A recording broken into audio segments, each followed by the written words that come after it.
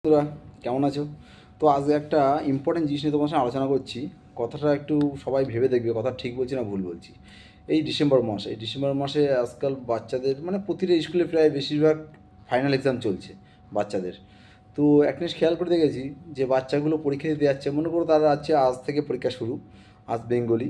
তো ওই বাচ্চাটা যখন বেঙ্গলি পরীক্ষা দিয়ে বাড়িতে আসছে, তার বাবা মা কী করছে, যেই মাত্র পরীক্ষা দিয়ে বাড়িতে আসছে সেই মাত্র খাওয়া তো দূরের কথা, আগে কোশ্চেনটা নিয়ে জিজ্ঞাসা করছে যে কী কোশ্চেন পড়ে এসেছে, তুমি কী লিখেছো, তুমি এটা কী লিখেছো, ওটা কী লিখেছো।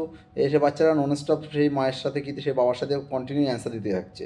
এই অ্যান্সার দিতে দিতে যখন সেই বাচ্চাটা একটা ভুল বলে ফেলছে কিংবা একটা দুটো ভুল বলে ফেলছে, তখন সেই মা কি সেই বাবা সঙ্গে সঙ্গে সেই বাচ্চার উপর টর্চার করছে। হ্যাঁ, তুমি এটা ভুল কেন লিখেছো, এটাতে এটা হবে, তুমি এটা সারা বছর ধরে পড়েছো তবু এটা লিখতে পারোনি, এটা কেন, এরকম করলে হবে না। তো আমি সেই সব বাবা মাদেরকে বলি যে দেখুন, আপনারা এই বাচ্চাদেরকে না এইভাবে ইন্টারাক্ট করবেন না, এইভাবে প্রেশার দেবেন না। কারণ এই বাচ্চাটা আগামী দিন যদি ইংলিশ পরীক্ষা থাকে না, আজকের এই বাংলা পরীক্ষার পরে যে একটা ভুল করেছে সেই ভুলের জন্য সেই ইংলিশ পরীক্ষাটা মাথায় চলে যাবে, আপনাদের প্রেশারের জন্য সেই বাচ্চাটা ঠিকঠাকভাবে ইংলিশটা নিয়ে প্রস্তুতি নিতে পারবে না। তো সেই জায়গাটা নিজেরা ভেবে দেখুন যে আপনারা যখন ছোটো ছিলেন তখন কি এরকমভাবে পারতেন? তবে আপনার বাচ্চার ওপরে এইভাবে আপনাদের আশা চাহিদা এতটাভাবে প্রেশার দেবেন না, এতভাবে ফেলবেন না।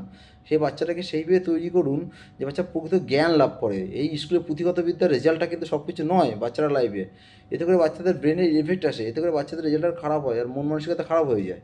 তো আপনারা সেটা বুঝুন, এই বাচ্চাদের পড়াশুনো নিয়ে এতটা ইন্টারাপ্ট করবেন না, ওদেরকে নিজের মতো স্বাধীনভাবে বাঁচতে দিন।